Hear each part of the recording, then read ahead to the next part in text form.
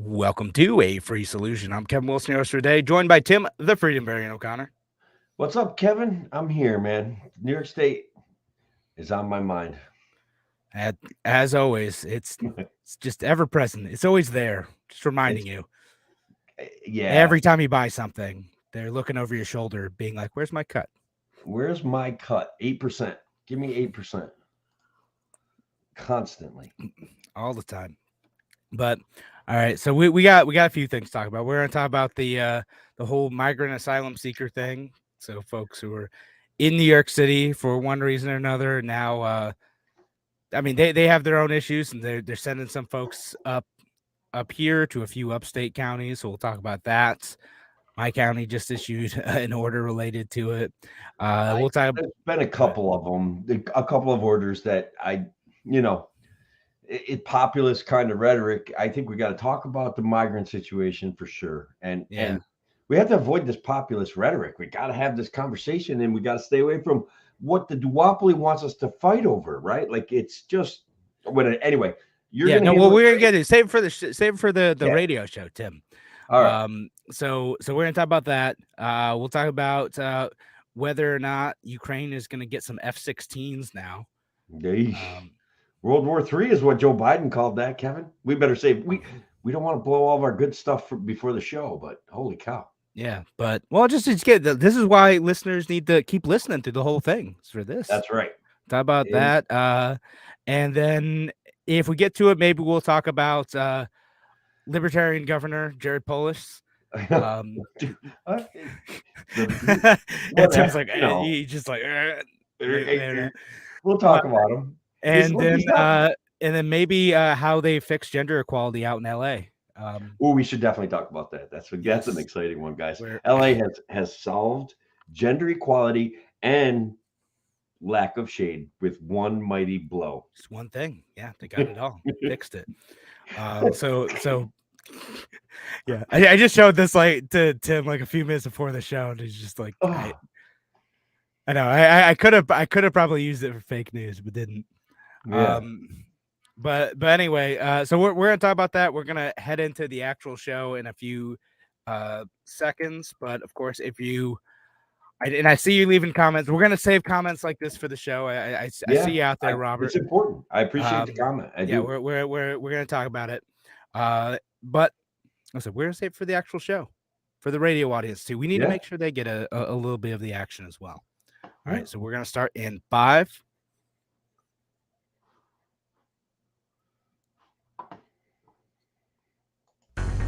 Now, an hour of clarity for exhausted people of our nation mired in toxic partisanship. Left versus right, us versus them. While we pay to keep our politicians fighting, how do we, the people, rise up and solve the great challenges of our time? We do it by embracing freedom and liberty. There may be no such thing as a free lunch, but this hour is as close as it gets. Welcome to A Free Solution. All right, welcome to A Free Solution. I'm Kevin Wilson, your host for today, joined by Tim, the Freedom Variant O'Connor. I'm here, Kevin, and we are going to actually talk about freedom today. I think we're going to get to the bottom of this migrant crisis. The whole thing. We're going to talk about New York State's specific migrant crisis, issue with the migrant crisis. We're going to talk about some of these emergency orders that are coming out of counties, at least in my area. Monroe County just issued one, I think, today. We're going to talk about that. Genesee and Orleans County also issued emergency orders, like I think outright prohibiting, at least temporarily, any migrants from being housed in their counties. Monroe County just said you have to get our approval first. But I want to talk about like the why with that one. Kevin, I'm ready to cut right to the solution for the WYSL listeners and our friends out there. They destroyed in-person attendance at the SUNY school system. There's plenty of open beds. No problem.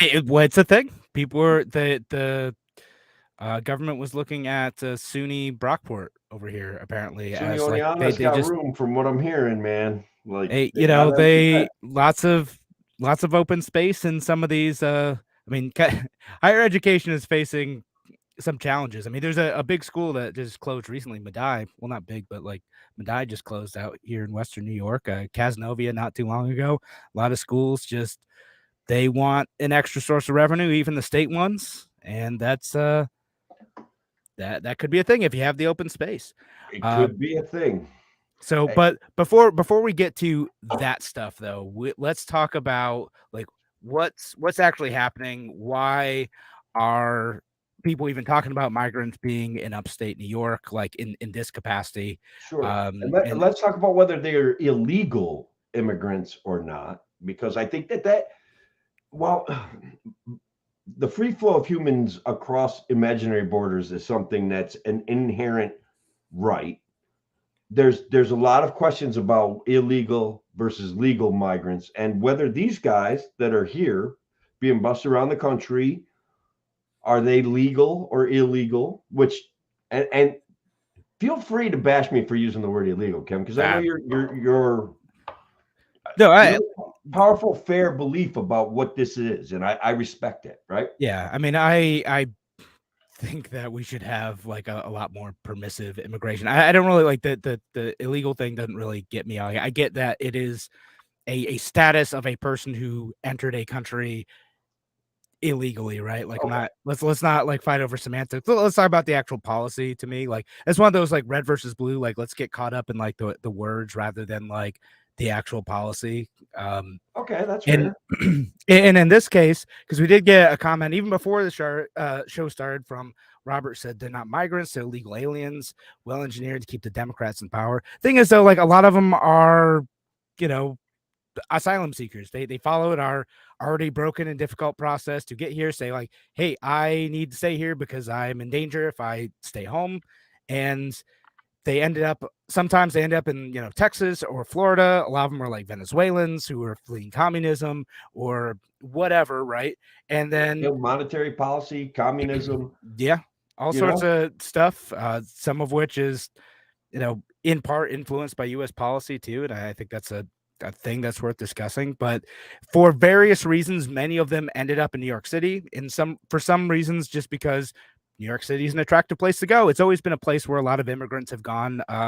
There's people see it as a place of opportunity. That's why Ellis Island was there. It's many millions of people through the years have gone to New York City. Other times it's also just because folks like the governor of Texas, Governor Abbott, have shipped them up sometimes under dubious pretenses. Ron DeSantis also did something similar when he did the whole Martha's Vineyard stunt. That stuff is still kind of going on.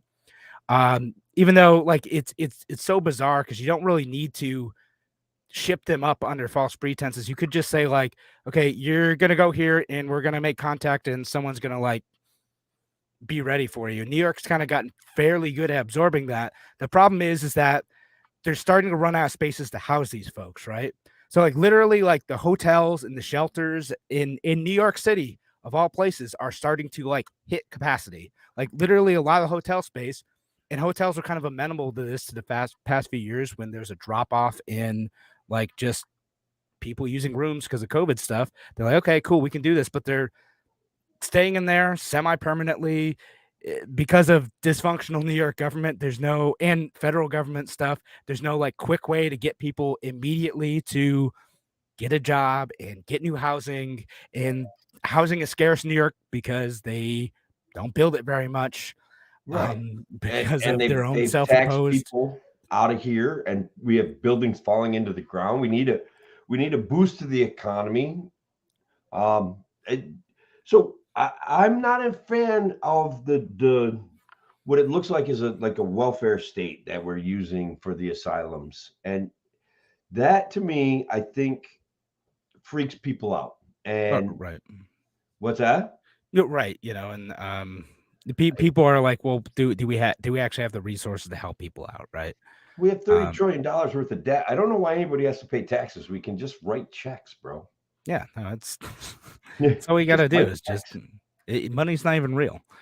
It isn't anymore, to be perfectly honest. And that's people are feeling the unreality of our economic situation, that inflation is ongoing, that gas and food is going crazy still in pricing. Like people are feeling this reality, and they see this generosity that's forced on them. And I think that they're really uncomfortable. Robert Force is a guy that had property stolen from him. And so I really get it. But at the end of the day, Ronald Reagan was pro-immigration. I'm pro-immigration. Ronald Reagan is more pro-immigration than Joe Biden, and more pro-immigration than Donald Trump, and more pro-immigration than Barack Obama. And that's an absolute freaking reality. That's something that we need to remember. And there was a reason why, and it worked pretty well. Although he got kind of scammed, Kevin, because he was like, look, he's the guy that did this big amnesty push, and 16 million illegal immigrants then, because there wasn't an asylum program, were granted a pathway to citizenship in return for some sort of border security thing that never manifested itself. So I don't know, like it's this issue preservation that's getting people too. And by not manifest itself, it doesn't mean money wasn't spent on it, because it was. Just it didn't like fix the problem, because people can get in all sorts of ways, most of which are like legal ways to get in. It's not just like folks like running through the desert or whatever. A lot of times they fly in and then they just stay. That's how a lot of it is. Come over here as a tourist and then don't leave. They come over, they have a job, they come over on a visa program. Well, these are one of the biggest inequities in our immigration system is you can have a job, your visa can expire, or you can change your job. Your boss could be a total jerk off, right? And you lose your job, and now all of a sudden, now you're an illegal alien. That's. Well, I mean, I was talking to ridiculous. A couple friends who are both here on visas, and they're like, if we lose our jobs, like, we can't stay here anymore. We are now no longer legal to stay in the country. We have to go back to like where we're from, like when they've been here, 5 or 6 years now. So they can't go out and seek a better job if their boss is a jerk. And, they also told me like, if they stay in their country too long, if they stay more than a few weeks, they could lose their visa. They can't take long vacations like anywhere. Like, they could lose their visa, lose their home, lose their jobs, like all the opportunity that they've spent years building, and that type of stuff is messed up. And people will do that, and then they're like, well, I'm just gonna stay and try to figure it out, and that's how a lot of it goes. And then that gives birth to a legal class, a legal system that siphons trillions of dollars and is basically unsuccessful. They just take money from these people, and they don't get any good results for them. They don't. Like, I have stories of a guy that used to live in my place, and he basically $15,000-$20,000, and the lawyer doesn't even show up on his court date. Right? This guy had a visa. This guy was working. There was some trouble with his visa. He needed to get straightened out. He needed to go to court to do it. $15,000. The lawyer doesn't even show up. Yeah. And this was back. This is 1990s money. This is like not. $15,000. I don't know. It's not the same anymore, No, it's a lot of money. But anyway, like just going back to like the New York specific issue, right? So let's talk about that, because so now New York City, because of some of their own self-imposed problems, are now like having trouble like finding places to put these, because they're just going after hotel rooms, paying for folks again. Because Texas and Florida and all these states are shipping folks up, plus people are just going up here on their own. And now they're like, okay, we need some help with this. We're going to, New York State is going to try to find like other places to put them. So they're looking at places in upstate New York, including like the Rochester area, including the Syracuse area. I guess like a bus of migrants like arrived in Onondaga County the other day. And they're just trying to find a place to put people. There's all these people here. They have gone through, and I know people seem to like be under the impression that like it is an easy process to do, but like you come here, you say like, hey, I need help. I want to be able to just like stay in this country. You get a trial, you get a hearing, you get processed. Like it's a thing. Like it's like anything else. Right. But the problem is that the system's kind of so backed up and messy right now that it might take a while to get to that. Right. It might take a while to say like, yes, you have a legit asylum claim, or no, you don't. And so in the interim, you have to put people somewhere. And so where do you put people? You can put people in facilities, right? Like the whole children in cages thing under Trump. Still happening, by the way. It's Still still happening. it's It's still a still going thing. on. Never stop. Or you can try to put people in like existing like places of shelter, again, hotels, motels, shelters, whatever, right? Yeah. So that's what they're trying to do, is they're trying to put people places to do this. And now, like, this does create problems, and you can see this happen in you had seen this happening in Europe a lot, right? Like, they had all these asylum programs, and the folks would get there, and then similar to how it's a little bit easier in the United States, but similar is they had this in Europe. They had to stay in these assisted housing. They had to stay there for a long time. They couldn't compete with like Europeans for jobs. They weren't allowed to work.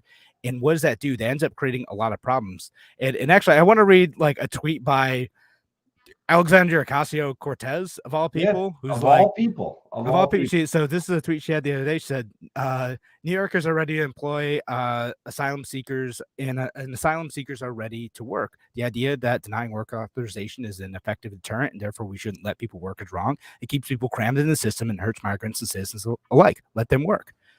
Actually, yeah, no, like we should do that. Like, if people want to, if migrants are here and they are like, yeah, I will take a job, and employers are like, yeah, sure, I will hire them, that's great. That strengthens our economy. That's a good thing. And there are a lot of cities and towns and counties in New York State that, like, frankly need workers. Like, they just need people because so many people have left. They're having trouble sustaining their businesses because there ain't enough people up here.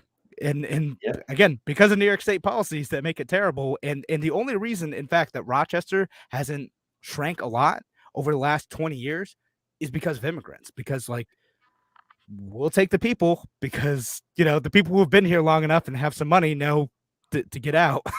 Yeah. Well, that's the thing, right? People are fleeing the state, and in a way, guys, like, the benefit system that they're here under is going to run out, and I feel bad for these guys. There's so much wrong with this, and then I found a couple really interesting juxtapositions in the comments that I think kind of give credence to just how broken our system is, right? So the first one I ran across, our buddy Patty from is talking about SUNY Plattsburgh is taking migrants, but we cannot house our working homeless because we have no homeless shelters in Clinton, Essex, Franklin, or St. Lawrence County. So what's happening up there, up north, on the border of Canada, is they have people who are having a hard time finding places to live. And guys, this housing crisis in New York State was created by New York State through lack of building, through zoning, through people being unable to rent out rooms, through people being unable, guys, and this is going to be a big one, from people being unable to get rid of bad people in their property, right? You can't just get rid of them. It's a huge issue that contracts the supply of housing. People would used to rent out rooms as a side hustle. They would never rent out a room now because you get some psychopath moving in who just takes over everything and kills your cat. And it like creates a lot of disincentive. Like, all right, am I going to build a new apartment building because I'm taking on a risk because of like the eviction rules in New York State, that like I'm going to end up having a lot of problems. So you just don't build it. And again, some people are still building things, I get it, but that's one hurdle among many. It pushes a handful of people out. Plus you got the whole expensive like getting through zoning and variance and all this stuff. And plus, like, you got limited number of places you can build anyway. So like thing on thing on thing on thing creates like a housing crisis. And actually that segues really well into like the the thing from the Monroe County executive, Adam Bello, is like, he talks about how like we have a housing crisis here in the county, like in that there's just like not enough like shelters available to house like the homeless population here.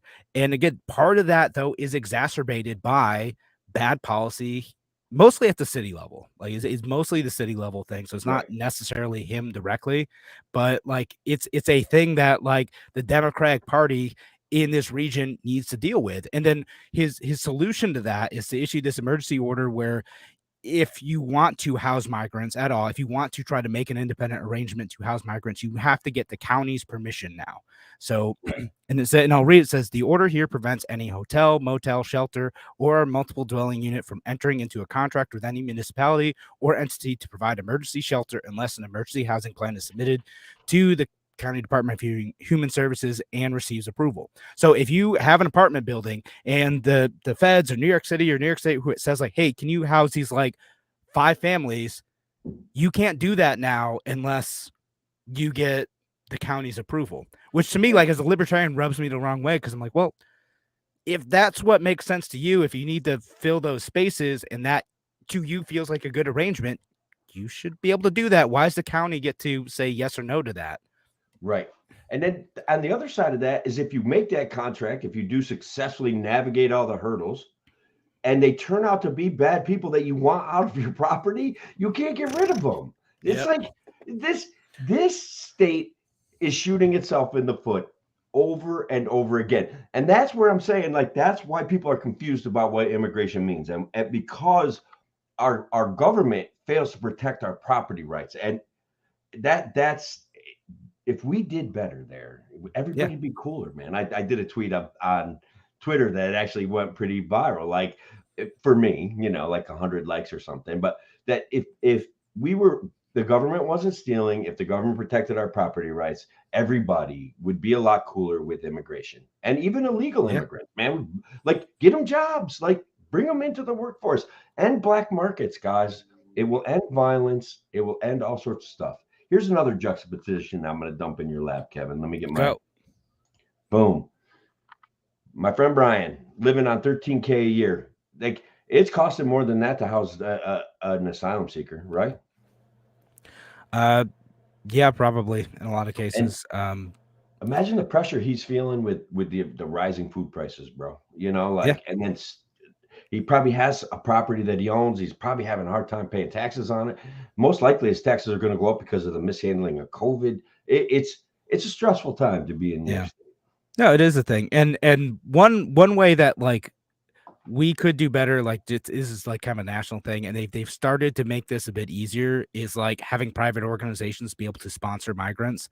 Sure. They've opened that up a bit. But like it used to be like you can't do that. The Fed's got to pay for all of it. That's it, right? And so they made it so like everyone had to do that instead of just being like, yeah, I will pay for someone to come over here and pay for their expenses for a couple years, and so they have enough time to get on their feet and get working and do their thing, right? Mm-hmm. And so like that's a good thing, and there should be more of that. And again, if you do that and you have private organizations funding it and you have people getting up on their feet and you get housing for them, great. Like in a lot of times those folks in a few years end up kind of being net contributors, and that but unless you create a system where it's impossible for them to work and they end up in limbo, and then they end up like having to live off of that system, because a lot of times people want to just be like, I want to just do my own thing. I want to provide for my family. I don't want to sit around. Like they're waiting for the government to let them do their thing, to let them work, to let them live their lives.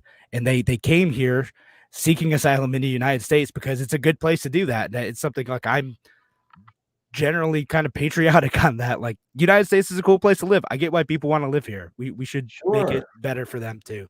I'm realizing though we are over time by a little bit. So thanks again for joining us here on A Free Solution. We're going to be back here in just a few minutes. Talk to you soon.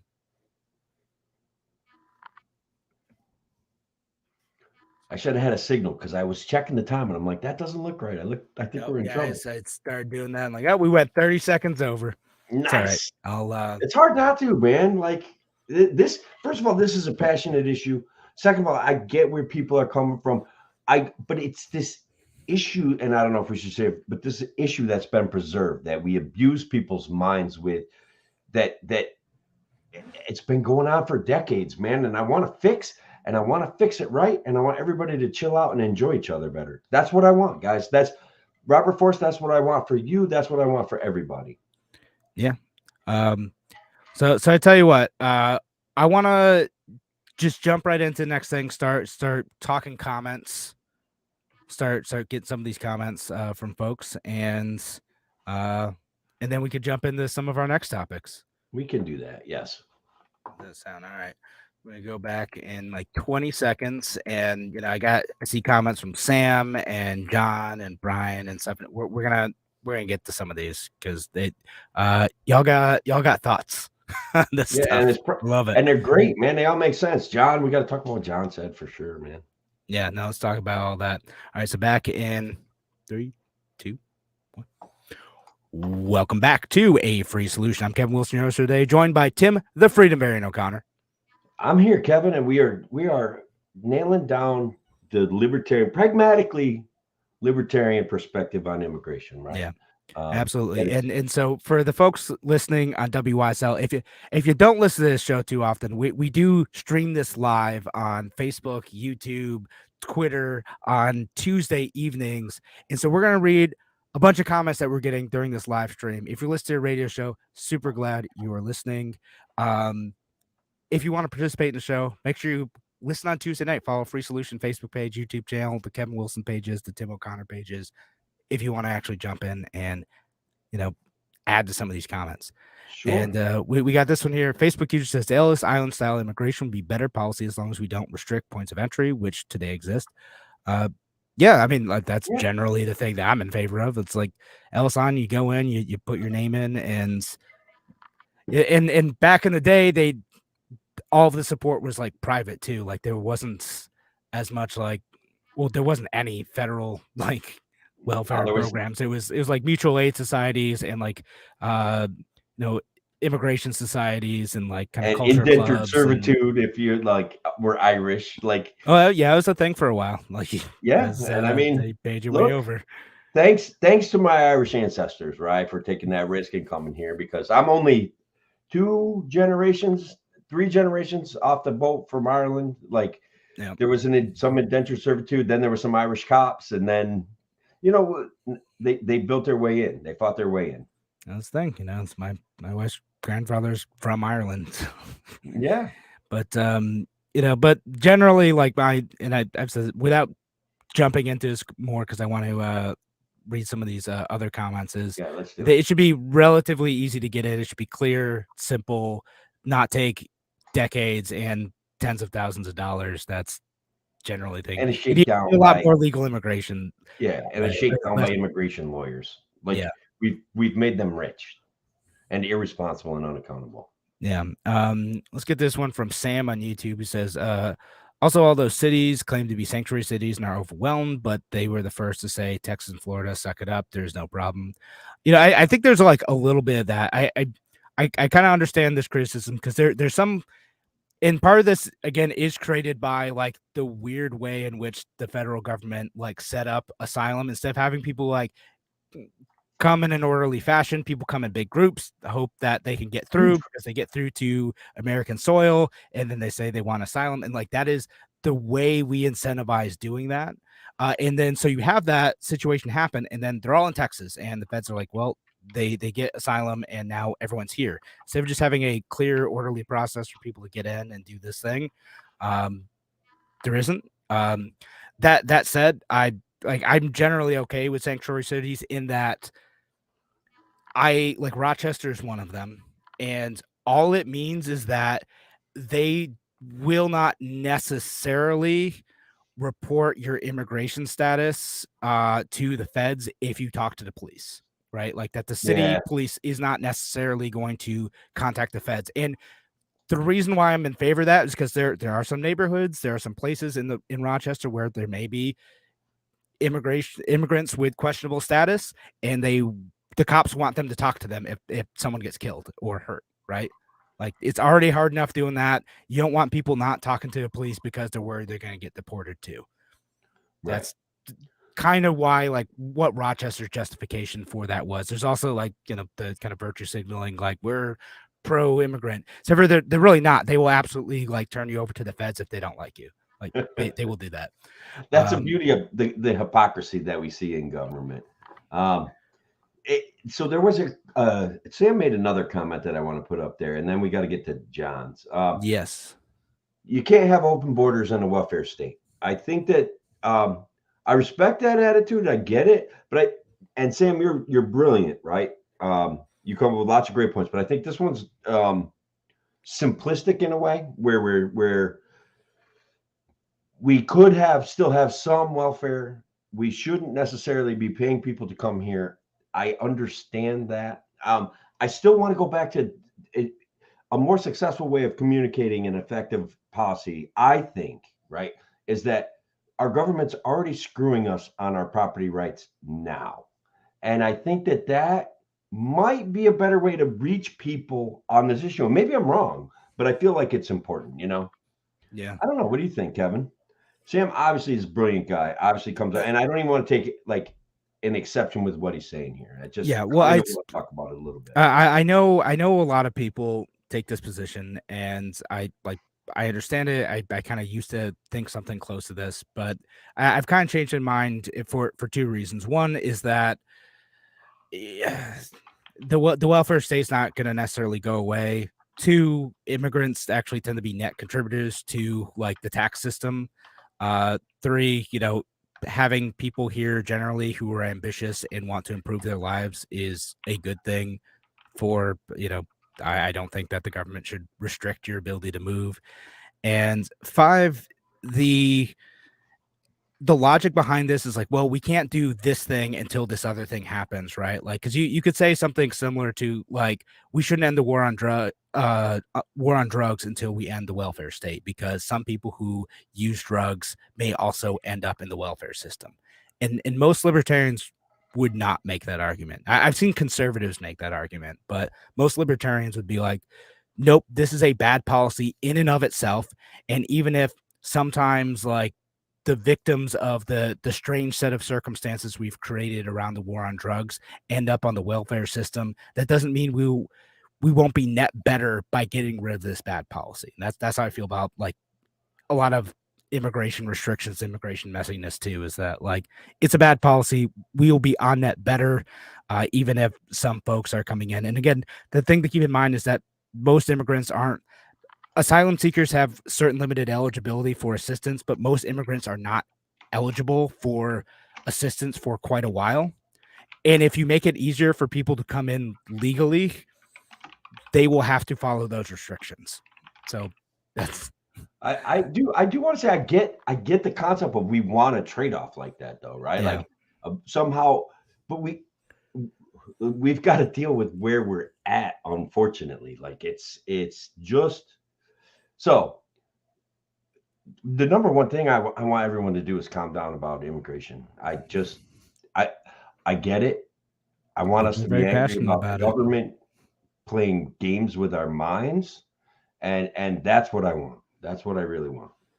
Yeah, I don't know. That's a lot of times I feel and know, in fact, that I have more in common with a lot of immigrants than I do with like some jerk politician. Right? Sure. Like, again, absolutely. Like, hang out with them on my volleyball team. I've met people at different stages of the immigration process, and like they're my friends. And yeah, they know more about my life and what's going on and have more in common with me than Ron DeSantis does or Joe Biden, as he know. Now, John brings up another point that gets bandied about, and I don't have a good counter to this. Like, yes, Patricia, it isn't seeking refuge in a nation 4 nations away, the nearest nation that is not threatening. So when they leave Venezuela, they cut through a lot of other countries before they get to the United States. I do think that we incentivize it on some level. So yeah. And a lot of them have ended up in Colombia, for instance. Like they ended up next door, right? Like, but a lot of them are like, well, I don't want to go there. They have their own set of problems. I want to go to the United States because it's an awesome capitalist country with a ton of opportunities. And again, I look back to, why wouldn't you want to go to the US after being in Venezuela? Of course you'd want to go to the US. It's a great country. Mm-hmm. Like, yeah. And so like I don't begrudge them for wanting to come here, because I'm glad I live here and I can't blame them for wanting to live here too. Yeah. I do know a guy that got himself out of Venezuela, made the trek, didn't bother with checking in any place legally. Well, I shouldn't say I know a guy. I know of a guy. Basically, this guy's worked his whole entire life under an assumed name, right? And basically has paid into the tax system for decades and never Mhm. ever gets a tax return. Like doesn't get any services, can't sign up for services, can't do any of the things that other people do, and he's still just overjoyed to be here. Like that's a reality. So Yeah. those are things that are real. Like he's carrying a little heavier burden than the rest of us. At least some of us get, I don't know, not always, right? Sometimes you get some money back. Not, I don't know. It's brutal. It's a Occasionally. brutal system, man. Sure is. Oh man, I'm trying to read. Guys, there's so many comments, and also I know I think I read the comment from Facebook user earlier. I think that was Tom Queeter. So yeah, it's sorry, Tom, for not acknowledging you. And gosh, all right, let's see. Wow. So you have another. Patricia Marie is struggling with being homeless and not having enough money to get assistance to get a house, housing. So like the struggles in America are real already. And so I gotta be sympathetic, but I just still want us to, remind everybody that they're manipulating us with this constant fear mongering over especially asylum seekers. So, guys, to be fair, like Ilhan Omar is a result of settling asylum seekers, and so like, God, I get it. It's a mess, and maybe we should just do away with any kind of asylum based on that. What one questionable politician is not a reason to get rid of a system that lets people experience more liberty. Again, to me, like the more people who get to know about and experience liberty, the better. And I know politics are messed up in our country, but I try to keep in mind, as messed up as politics are here, they're generally better than a lot of other places. Like it's just I try to keep that perspective whenever I get sad about American politics. Yeah. Here's another one, right, that comes up all the time. Guys, just calm down about immigration. First of all, I get where people are coming from. I'm saying that the system maintains an almost perverse control over our minds by constantly threatening us with immigration one way or another. So most people don't want their 12-year-old walking by camps of refugees with different cultures on the way to school. Many of us want immigration, but how do you protect those private property owners that are here? And first of all, the laws were supposed to be to protect us, and they don't. And that's a failure of government. Again, the government is failing. Right. I agree with that part. Like, the government has failed private property owners. Yeah. So, well, let me just say, like, 12-year-olds walking to school. I don't know exactly where that happens. Maybe you're thinking of a specific thing, JR. But Europe, in a couple places in Europe, there've been these like camps that are unsupervised, and they're in between somebody's house and a school, and right, like there's reports of bad things happening, Kevin. So right, and so some of which are kind of blown out of proportion by people who are maybe not acting in good faith too. But like I don't think you have any inherent right to say like your 12-year-old shouldn't have to walk by different cultures. Like I don't know what you mean by that. Like he's talking about a large group of young men hanging out and whooping it up on a Saturday or a Friday morning and presenting problems to a community. I do believe that's what he's talking about. Maybe, I don't know, that doesn't sit right with me, JR. I gotta be honest. Well, there has been reports of that, Kevin, whether they're real or not. I haven't heard any of those reports in the United States. I have seen them on Twitter about places in Germany and about places in, I want to say France, but I'm not sure. Well, yeah, no, it's Germany. It's a thing. Like they had like a lot of like refugees come through. They've also had kind of like an ongoing thing with like Turkish migrants. And something that was strange when I was like a student over there is they never treat them as like people who would eventually become Germans. Like they think of immigrants very, very differently over there. They're like, no, you can't ever be German. German is, they essentially say like blood-based. And like, now you won't be one of us. Like, they don't think of it that way in the same way in Europe as they do in America, where in America we're like, oh, we have like a more of a cultural nationalism. It's like, hey, if you pass the SIP test and do your thing and be part of a community, then great. Like, that's very different way of thinking. And yeah, I know other comment, like I don't want insert dangerous group here crossing the borders. Yeah, we can talk about that, but we are once again out of time for this segment for the radio show. Thanks again for joining us here on A Free Solution. We're going to be back in just a few minutes. Talk to you soon.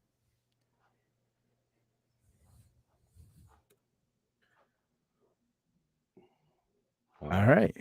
That's another one that comes up pretty regularly. I don't know how much more. We probably want to keep it light for the last segment, right? Or we could do some more. I don't mind. I don't mind talking about immigration. Yeah, I mean, keep on.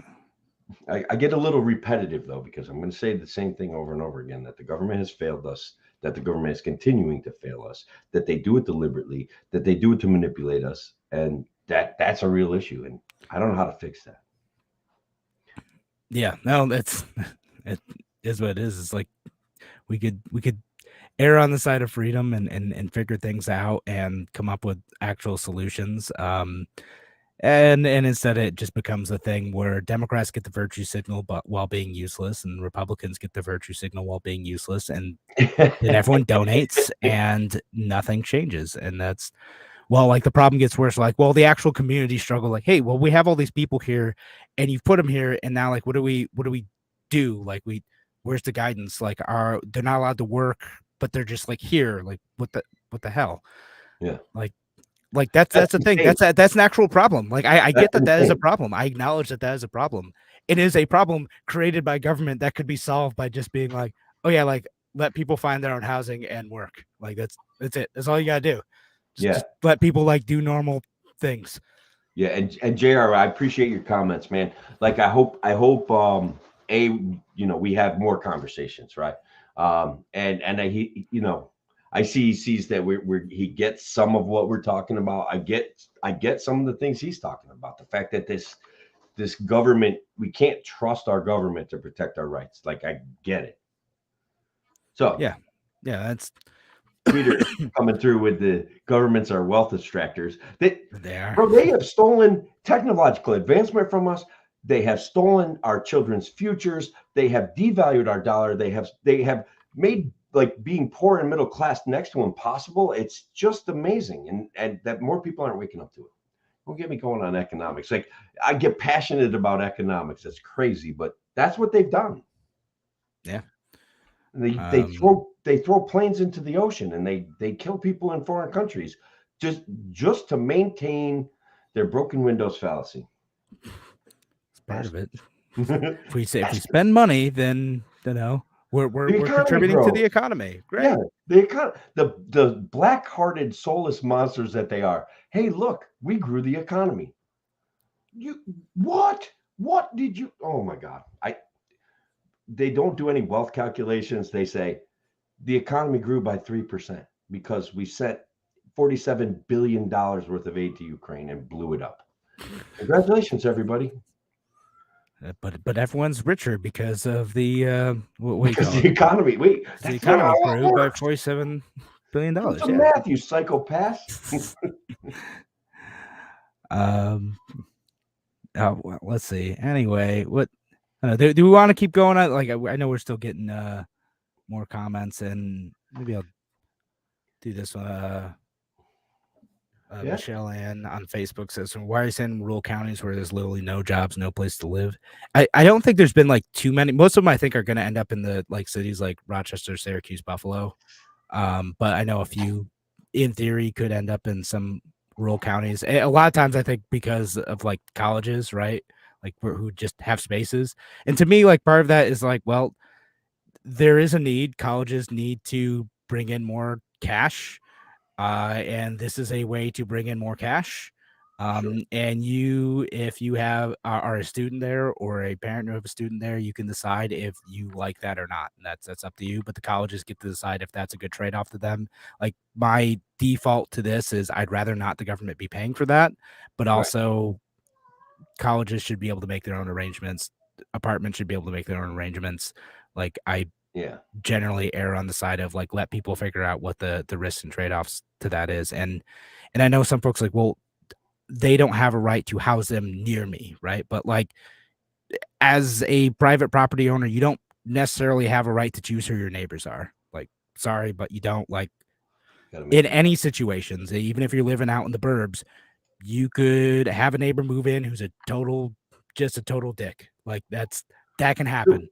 And and you don't have a right to that, and you have to decide how you're going to do that. Or they could be fine and not bother anybody. Like that's just hope they're cool.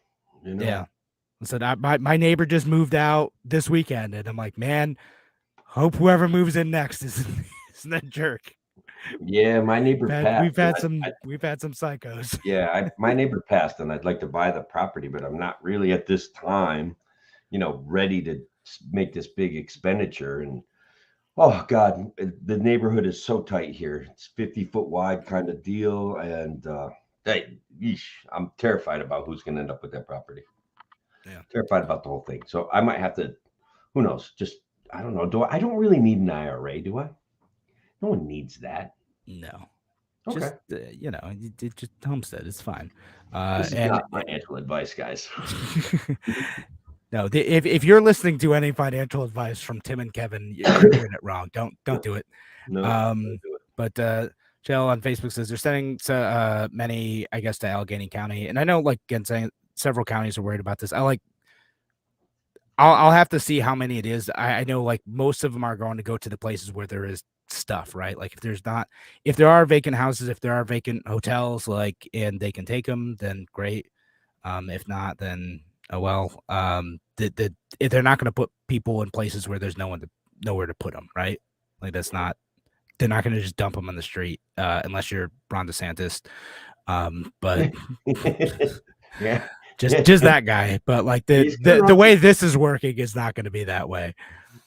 And Brian points out, but the government gets the cash from our taxes. Yeah, I don't like that. I think it should be a lot more focused on aid organizations and actual nonprofits. I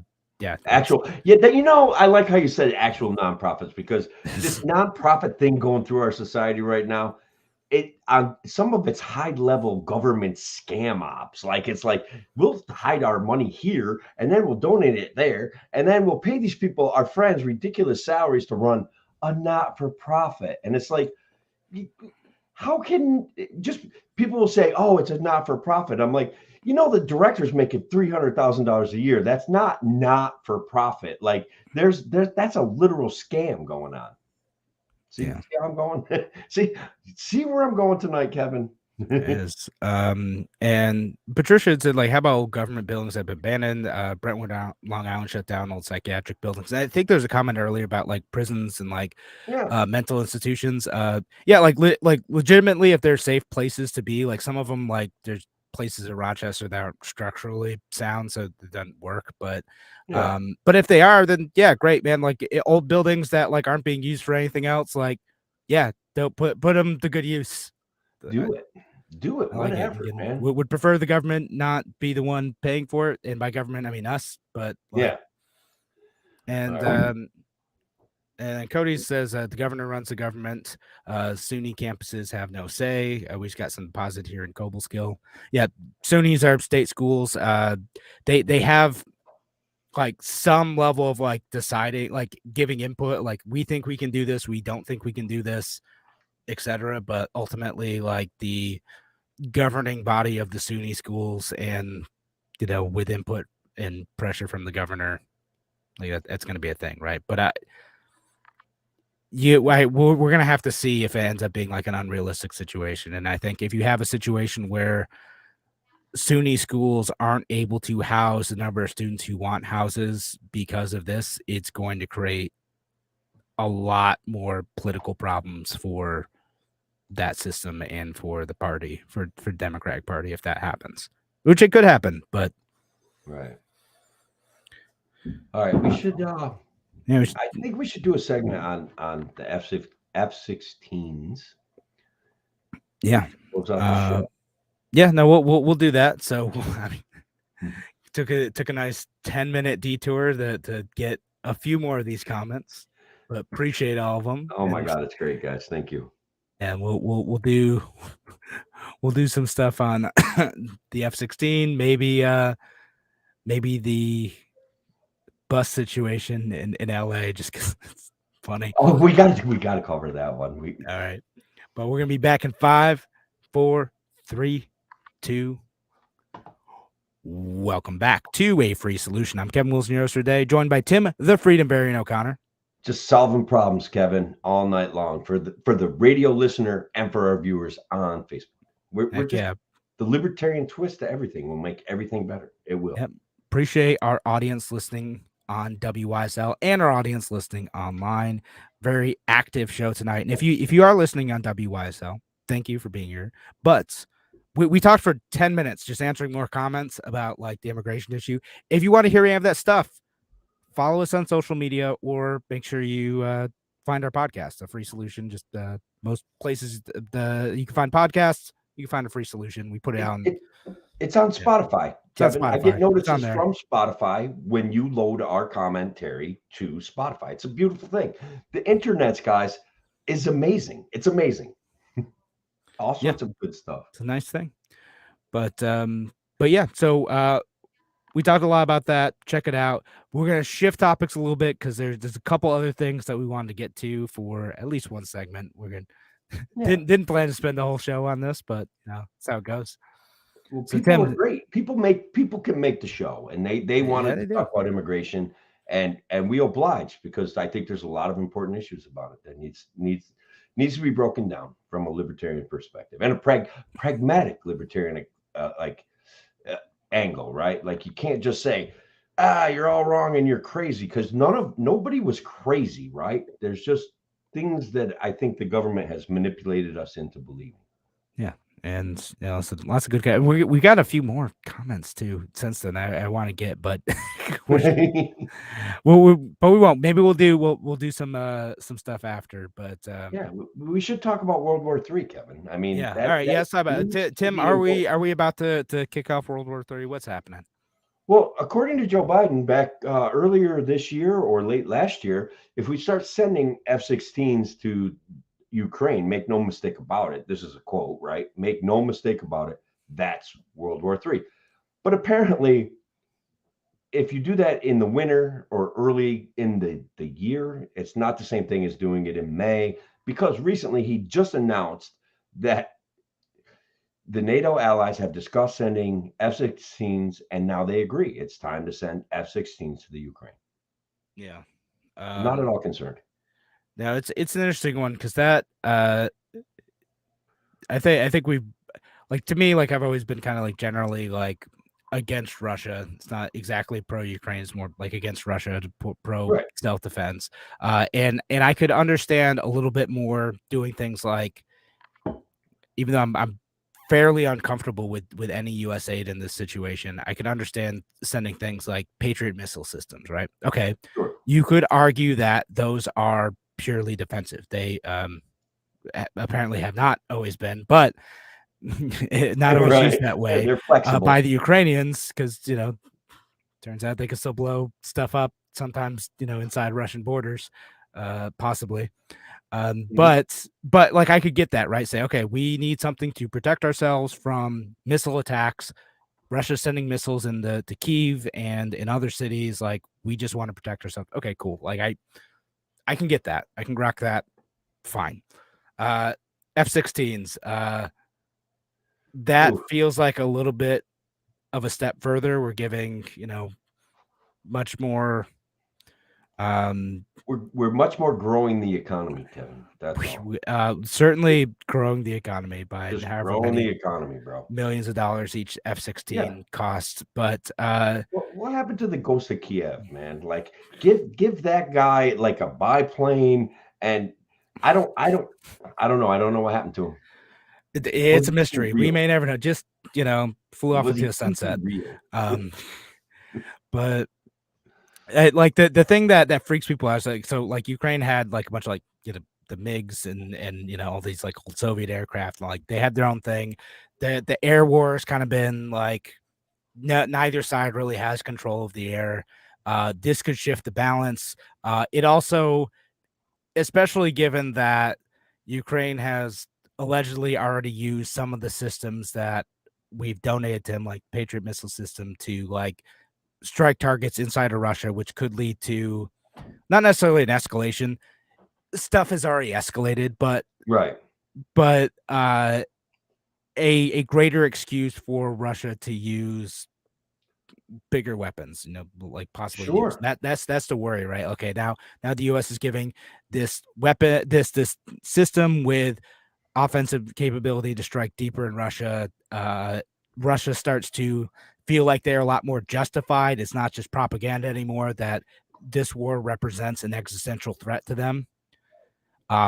It doesn't really, like that always to me struck me as total nonsense. But now, like, oh, you have US and NATO countries giving these new advanced systems to shift the air superiority back into Ukraine's favor and extend their ability to strike targets within Russia, kill Russian civilians, etc., which they always said was their worry, and why they needed to do this. And now you're making true this propaganda point. Anyway, that's my thought on it. Is I don't like it. Yeah, I do not want it to happen.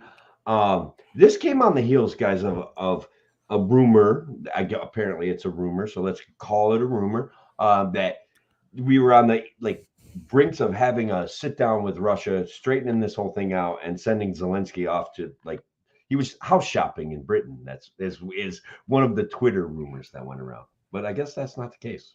We're gonna send him F-16s instead. Yeah. I never. So there's this fantasy that seems that, and I don't know if this is what you're getting at, but this fantasy like, oh, like the US is going to jump in, they're going to kick this guy out and like freeze the situation and like institute our own people. To me, that feels like worse than the Ukrainians are their own actors. They want to do their own thing. That's maybe not always in the best interest of world peace, but is it understandable in the interest of like trying to take their country back, right? But yeah, like it's a little bit of a weird situation for people to advocate for. We should facilitate the overthrow of the Ukrainian government, which is something that Russian propaganda accused the US of doing a while ago, in order to create a peace situation more amenable to Russia. I didn't have a lot of details on it. I just saw a quick little blurb joke about Zelensky. You know me, Kevin. It was like a meme. A meme popped out of my mouth. That's all. He was kind of like off house shopping in England. It was great. Yeah. That's a thing though. People are serious about some of this. I'm like, all right. I blame Hillary Clinton for all of this mess, to be honest with you. Probably just blame her for everything. It's probably not aggression and all sorts of neocon kind of military industrial complex stuff. Yeah. NATO aggression. Well, what about the Russian aggression? Well, Russian aggression. So look, there's a real. You get into talking about NATO aggression, and everybody automatically goes, "Hey, what about Russia? They kind of suck," and they do. So it's a catch-22 for me. I think we should be able to talk about NATO aggression and the fact that neocons love war, and the military-industrial complex loves war, and black-hearted, soulless monsters can say we're growing the economy by blowing up people in foreign countries. I think that's something real that we should be able to talk about. That's gross. That is gross. That said, I get why a country like Ukraine would want to join NATO. Sure, you can't blame them. No, I get it. No, especially given the current situation, it might be in their mind advantageous to be part of an alliance that offers to defend them if Russia ever invades. Absolutely. No, I same with all the other Baltic countries and Finland, where they're like, well, they've done this before and they're getting kind of feisty over there in Russia. Maybe we join. Just in case. Yeah, it's a conundrum when we talk about these things, because no matter what, the issue boils down to people killing people, and that to me is I want it to stop, right? I want us to all, make pies and sell them at flea markets and just enjoy each other better. Like it's unrealistic and it's sad, right? So anytime I talk about war, I want to talk about the reality. Like we make jokes about it, but in my heart, it tears me apart. I don't like it. I don't like hearing about it. I can't ignore it because I'm a politically active dude, but it is what it is. Yeah. No, that's So that's where we get to. It gets a little dusty in here when I'm talking about war, bro. no, I know, but it's an awful situation, legitimately, and I think everyone wants that situation to be resolved. It's just a matter of what's the best way to do it, what's the fairest way to do that, and do you prioritize immediately stopping the conflict, or do you prioritize justice or Sure. appeasement, or what? I know it's tough. It's really, really, it is. And two guys on having a podcast aren't going. I'm obligated to say I hate war. That's what I can do. Yeah. Period. That's it. That's it. All right. So should we shift to the fun topic that I brought up? We've got to, man. Hopefully we have time. I have another one, but let's cover yours because government in its infinite wisdom has solved so many things. No, I'm gonna have to find a nice picture of the La Sombrita. It's the light structure, light/shade structure that Los Angeles has instituted for their shade, and I found I found one. And so if you're watching online, you'll be able to see what I'm looking at in in a second. It's this thing. It's this weird little green mesh thing.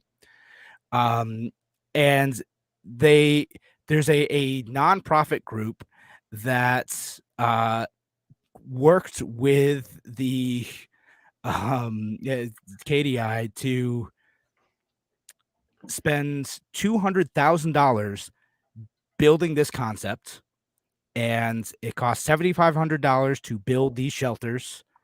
What a deal! And keep people shaded from the sun in LA. And as you might guess, this stationary structure does not do a great job of providing shade.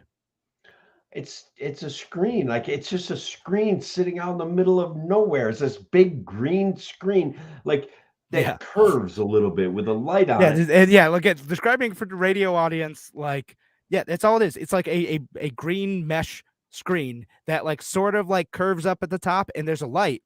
And what's hilarious about that light is it points towards the screen. So it doesn't even point down. Like where you'd be able to see like at least someone sitting underneath the quote shelter. It points back at the thing and provides zero. Like there's a picture of it like from some of the Hispanic news networks who are like, it doesn't, there are people, like there's a group of people sitting underneath it. You cannot see them and the light's on. It's just like so hilariously inept. And again, they spent hundreds of thousands of dollars coming up with this thing, that this group KDI, and what they said they were trying to do is address gender specific concerns about public transit in LA. So now is it, I don't even know if it's okay to say that looks feminine. Like I don't know if that hit the mark. Does it look feminine? Does it somehow make up for? I honestly, I can't even do it. Like I won't even be able to finish the sentence. It's just so weird. And so again, of people who had all these like things, like all these concerns, like shade was like 8th on the list. Public safety was a big one. Like, why aren't you take the bus more? Like, well, I don't feel safe there. Okay, great. This does not address that. But they got their virtue signaling points in. They spent a bunch of money. And they certainly spent a bunch of time and effort trying to solve this problem, failing completely. And part of the reason why they wanted to come up with this, like what, like you think like, why can't they just build like a bus shelter or like whatever? And the reason why is because it costs at minimum in that city $50,000 to build a bus shelter. because of the regulations. And they said, well, we need to build this thing that gets around the permitting process that requires you to go to like 8 different committees and like go through all them and get approval. And if you get rejected, you got to go back to all the committees. So it costs all this money to get a simple bus shelter built. So like, well, we'll build this other thing. We're going to spend $200,000 to come up with a concept that will get around some of these regulations that we imposed on ourselves. And it doesn't work. the regulations that we impose on ourselves. It's beautiful. All right. But I realize we can keep talking about this a little bit more, but we are out of time for the WYSL show. Thanks again for joining us here on A Free Solution. Have a great night, WYSL audience. Take care. Thank you. But this, this thing. It's just, the picture that we put up there now. We're not on the radio anymore, but the shade is ineffective. Like it's not even casting. Shade.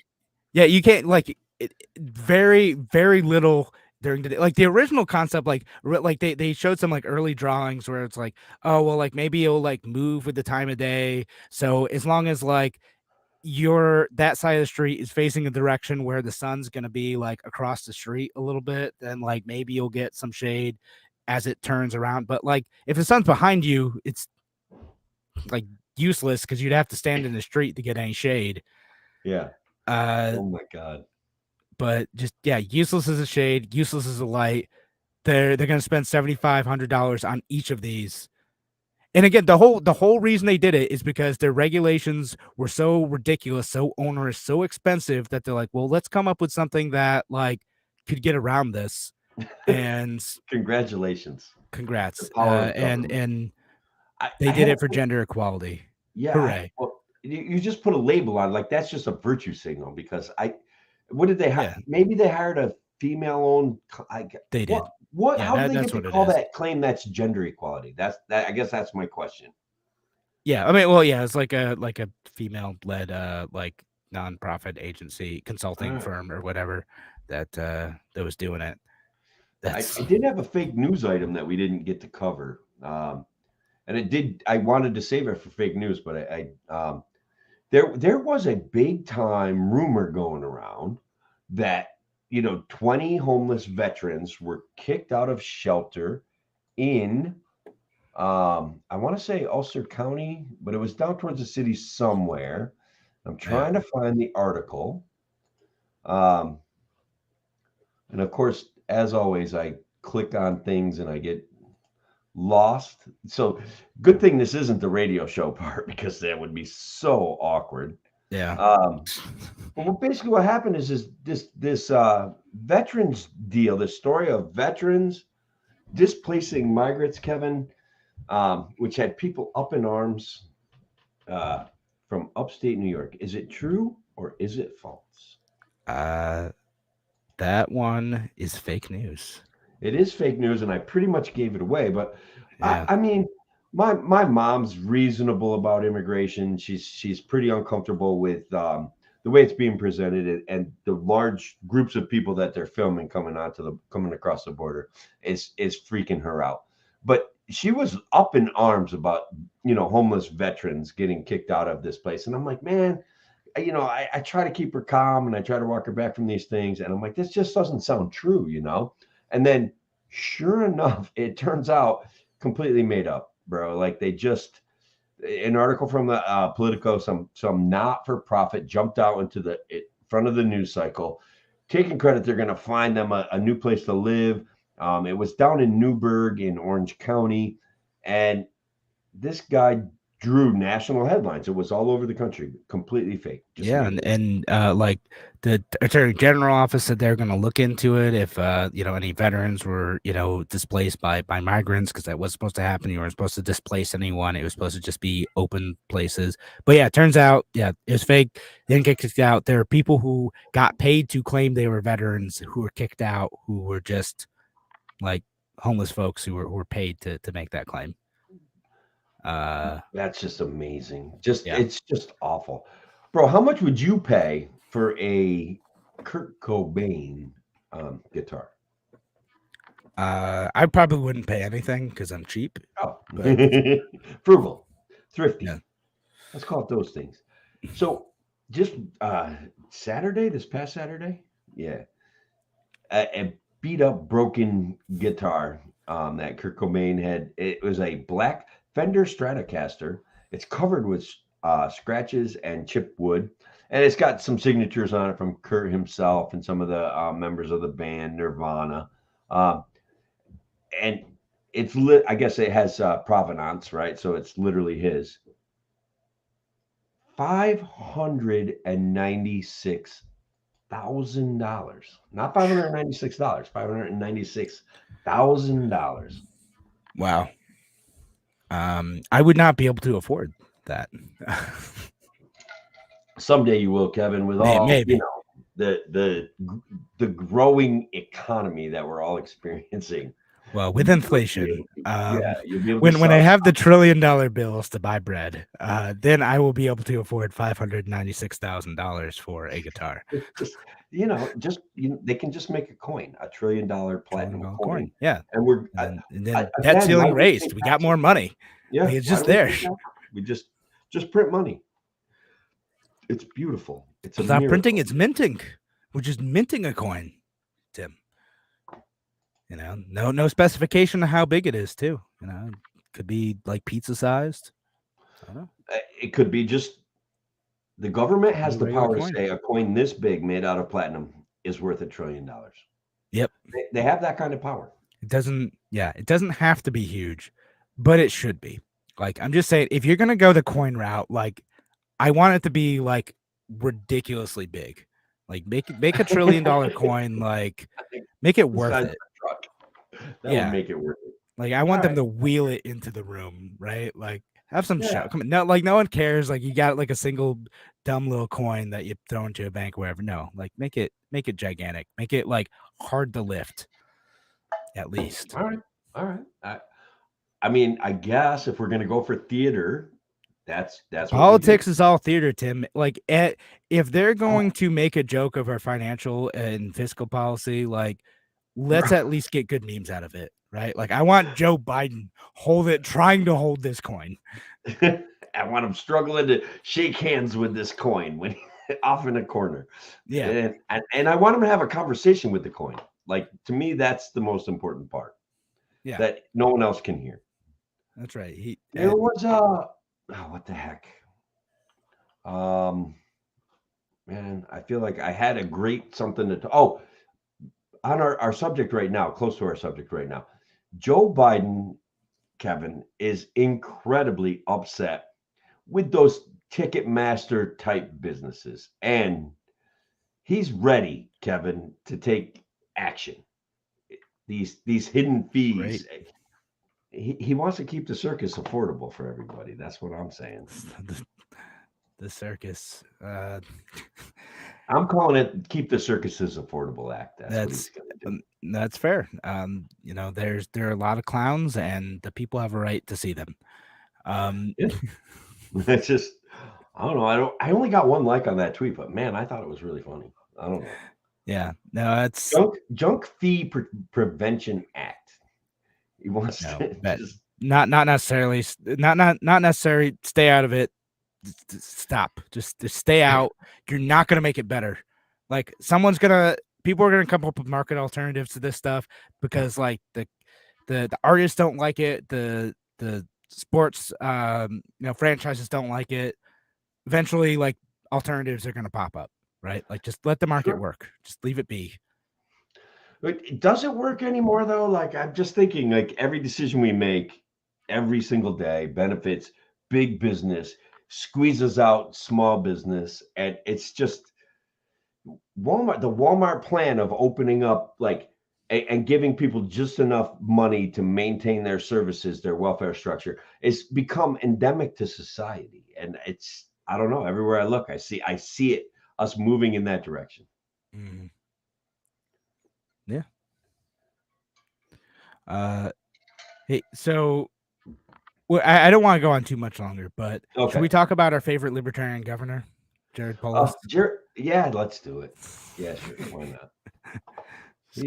I know is like, if you, like, normies are listening to this show, You're about to get bored probably, or be like, yeah, figures or what's no, something. that was like the big libertarian fight, like over the weekend is Jared Polis basically doing the most libertarian thing possible and saying that some libertarians aren't real libertarians.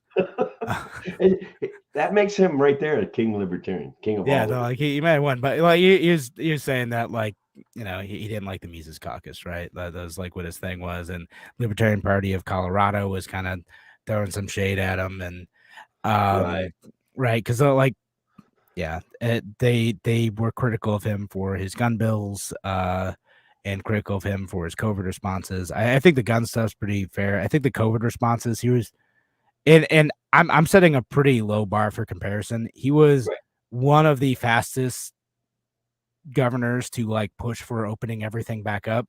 Again, he was early, fairly. He was at the same time as like Ron DeSantis, like same time. My brother lives in Weld County out in Colorado, and he was like, I don't know what you're talking about. We don't have mask mandates. This was like, nope. They did in Colorado have a lower level of mandates, and very similar to Florida. So on that level, and look, Ron DeSantis is doing some really authoritarian things. I don't agree with what the NAACP has done. I think they're marginalizing themselves, but so he was pretty good on the COVID response. Like, and it's like easier to do in Florida, right? Like, okay, everyone's going to be outside for the most part, for a lot more in Florida than like New York in March. But New York's policy was awful and worthy of criticism, and especially the nursing home stuff. And I've said this about like COVID policy, like in March and April, like I'm fairly forgiving of the folks who are like, okay, like we need to lock down, because they were operating off of assumptions that turned out to not like be as dire as we thought they were going to be. So they took drastic action. Okay. And then some states like Colorado and Florida, saw that and like, okay, turns out we don't need to do that. The situation doesn't require that. So we're going to start opening everything back up. And other places like New York, not so much. Just doubled down.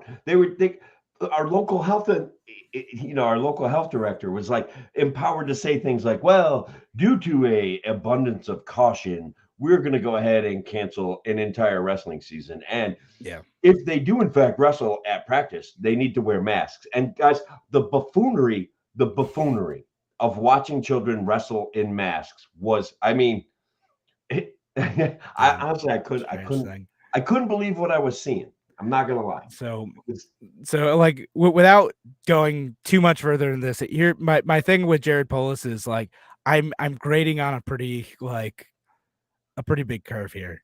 Sure.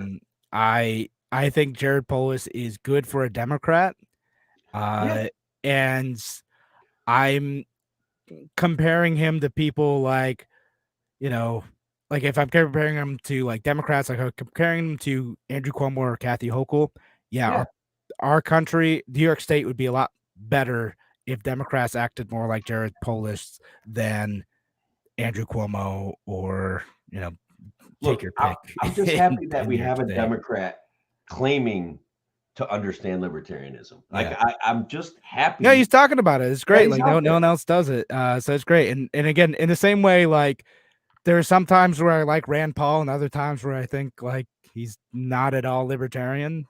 He's slide like him. Even like he has his good moments, and I think Jared Polis has his good moments. When he was actually serving in the Senate, was not like an adherent to his libertarian principles. Like he was like, he would still shake down the system for extra money. Like that's a real thing. That's what they do, Yeah. So that's my comparison. So yeah, I get it. This is a whole like thing, but my whole take on that is, again, mostly like I would like more Democrats to be like that. We'd be better off if more Democrats were like him, instead of like the Elizabeth Warrens of the world, like and all of the busybodies in New York State. To be more like Jared Polis. I'd probably still vote libertarian, but like I'd feel better, and our state would be better.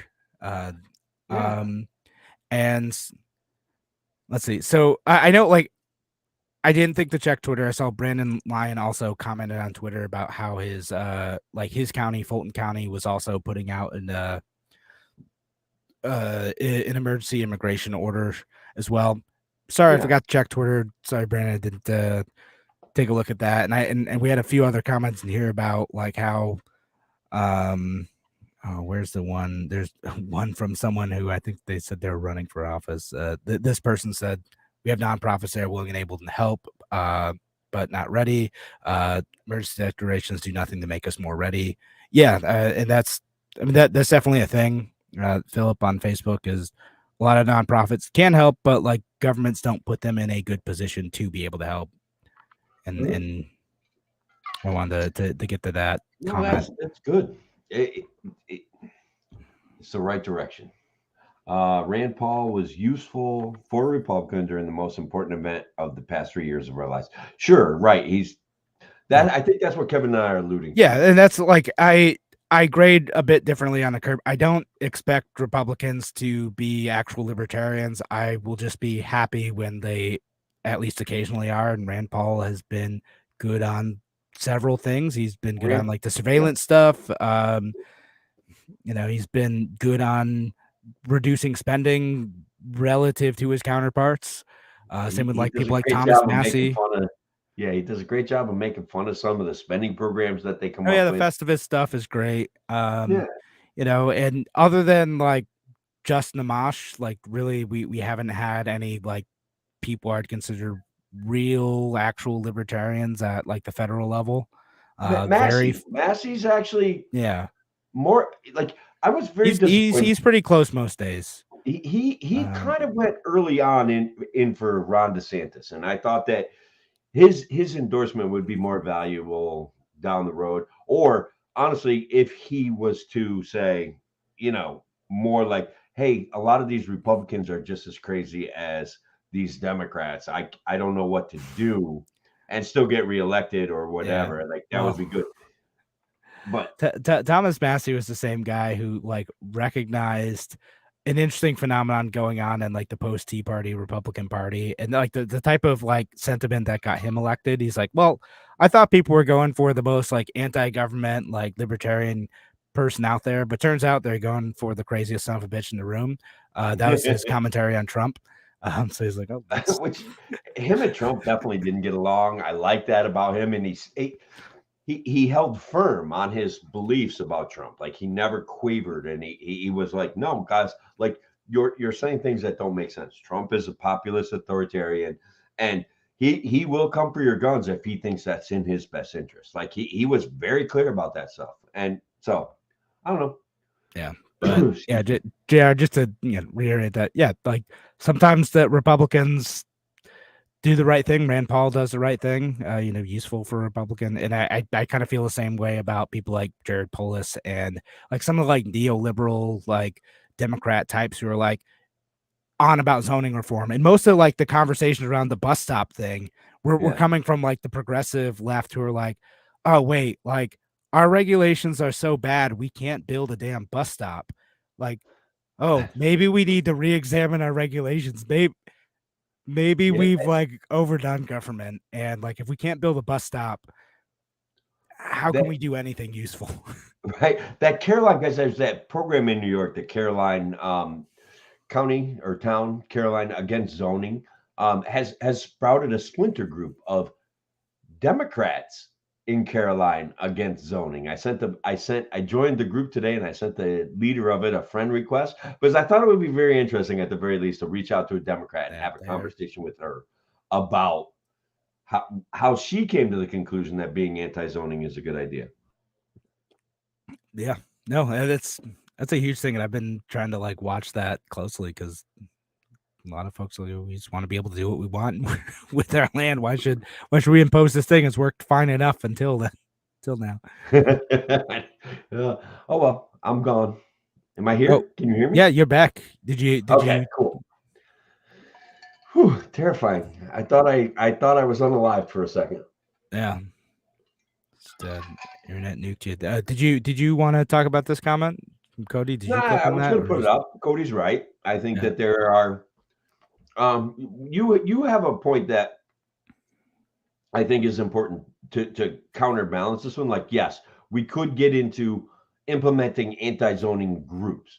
Now, Kevin is like, well, New York State could just kind of take zoning rules to New York State and say none of these rules are good, and